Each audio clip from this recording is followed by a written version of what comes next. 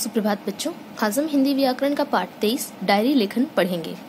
हमारे जीवन में प्रतिदिन अनेक घटनाएं घटती रहती हैं। ये घटनाएं हमारे ऊपर एक विशेष प्रभाव छोड़ जाती हैं। इन्हीं घटनाओं का उल्लेख हम डायरी में करते हैं। ठीक है बच्चों, हम अपनी जो डायरी लिखते हैं उसमें हम किन का उल्लेख करते हैं? उन घटनाओं का जो हमारे जीवन में घटती हैं और जो हमारे ऊपर कुछ न कुछ प्रभाव छोड़ती हैं। प्रतिदिन की घटित घटनाओं का वर्णन होने के कारण इसे दैनंदिनी भी कहा जाता है। तो इसमें प्रतिदिन की घटनाओं का वर्णन करने के कारण ही इसे दैनंदिनी भी कहा जाता है। इसमें उस दिन की घटनाओं, स्थानों तथा व्यक्तियों के विषय में विचार लिखे जाते हैं। ठीक है, इसमें क्या लिखा जाता है? एक तो हम प्रतिदिन जो भी हमारे साथ हम पूरा दिन में क्या क्या करते हैं वो लिखते हैं। फिर उसको लिखते समय उस दिन में हमारे साथ क्या घटना घटी, किस स्थान पर घटी, कौन कौन व्यक्ति थे वहां पे, इन सभी चीजों के बारे में विस्तार से लिखा जाता है। जैसे कि कोई एक स्थान है, वहां पे आपके साथ क्या क्या घटना घटी। मान लीजिए आप कहीं मेले में घूमने गए, आप किसके साथ गए, उनका नाम, किस जगह गए, ठीक है, वहां आपने मेले में क्या देखा। तो इस प्रकार आपको लिखना होता है।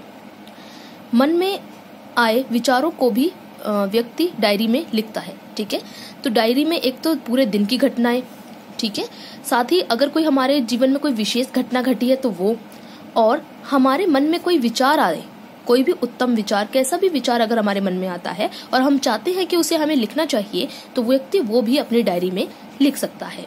तो डायरी 3 प्रकार की होती है, मतलब 3 चीजें उसमें लिखी जाती हैं। एक तो मुख्य घटनाएं जो हम पे प्रभाव छोड़ती हों, दूसरा हमारे पूरे दिनचर्या कि हमने पूरे दिन में क्या किया, पूरे दिन का वर्णन, तीसरा हमारे मन के विचार। डायरी लिखते समय निम्नलिखित बातों का ध्यान रखना चाहिए। चलिए अब हम बात करते हैं कि डायरी लिखते समय हमें किन किन बातों का ध्यान देना चाहिए।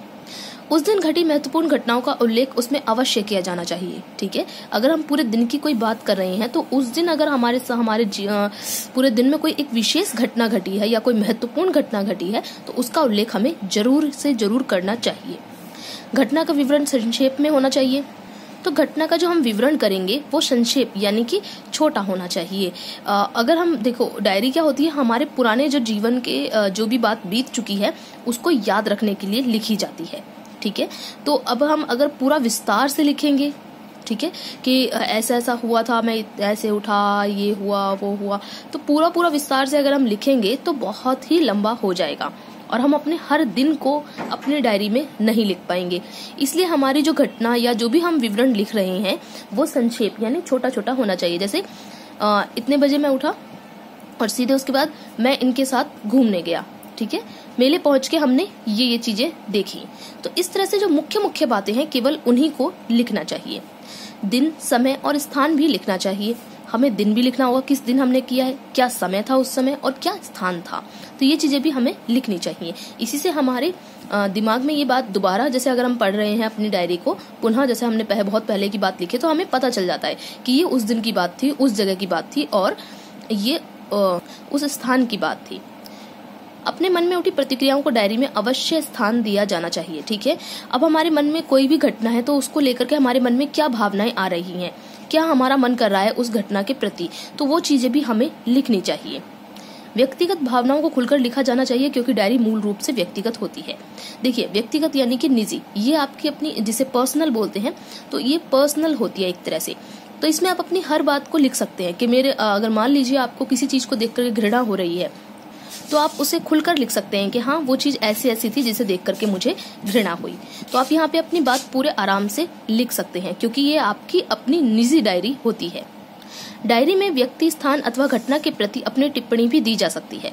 डायरी में यदि हमारे मन में कुछ बात आती है किसी व्यक्ति को लेकर के, किसी जगह को देख करके या किसी घटना को देख करके, हमारे मन में जो भी प्रतिक्रिया हो रही है या जो भी हमारे मन में उस चीज को देख करके बात आ रही है, तो वो भी आप अपनी लिख सकते हैं। उसमें लिखी गई बातों में बनावटीपन, कल्पनाशीलता तथा अथवा चित्रात्मकता बिल्कुल नहीं होनी चाहिए। देखिए, हम जो भी डायरी लिखते हैं उसमें जो भी हम लिख रहे हैं वो सभी चीजें सजीव होनी चाहिए। ऐसा होना चाहिए कि जो हमारे सामने हुई हैं हम उन्हीं को लिख रहे हैं, उसमें बनावटीपन नहीं होना चाहिए। ऐसा नहीं है आपने अपनी मर्जी से कोई एक कहानी बना करके लिख दी, वो नहीं होना चाहिए। उसमें कल्पनाशीलता नहीं होना चाहिए। जो आपने देखा है, जैसा देखा है वैसा ही आप लिखें। अपनी मर्जी से उसमें कुछ नई चीज नहीं लिख सकते। चित्रात्मकता उसमें नहीं होनी चाहिए। ऐसा नहीं है कि आप अपनी मर्जी से मान लीजिए आपने मेले में एक तालाब देखा और अब अपनी मर्जी से उसमें बोल दे कि उसमें मछलियां थी, उसमें मगरमच्छ था, उसमें कछुए थे, जबकि उसमें कुछ भी ना हो। तो अपनी मर्जी से आप ऐसा चित्रात्मकता नहीं कर सकते। वही बात लिखें जो आपने देखी है और जो आपके मन में आ रही है। अब डायरी का हम एक नमूना देख लेते हैं।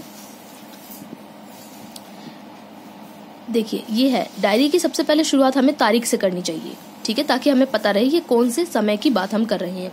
फिर स्थान लिखा जाएगा, फिर दिन, कौन सा दिन है और समय क्या है, शाम के 7 बजे इन्होंने बताया। अब आगे शुरुआत करते हैं। आज मैं मम्मी पापा के साथ चिड़ियाघर देखने गया था। पूरा दिन वहां कैसे बीत गया पता ही नहीं चला।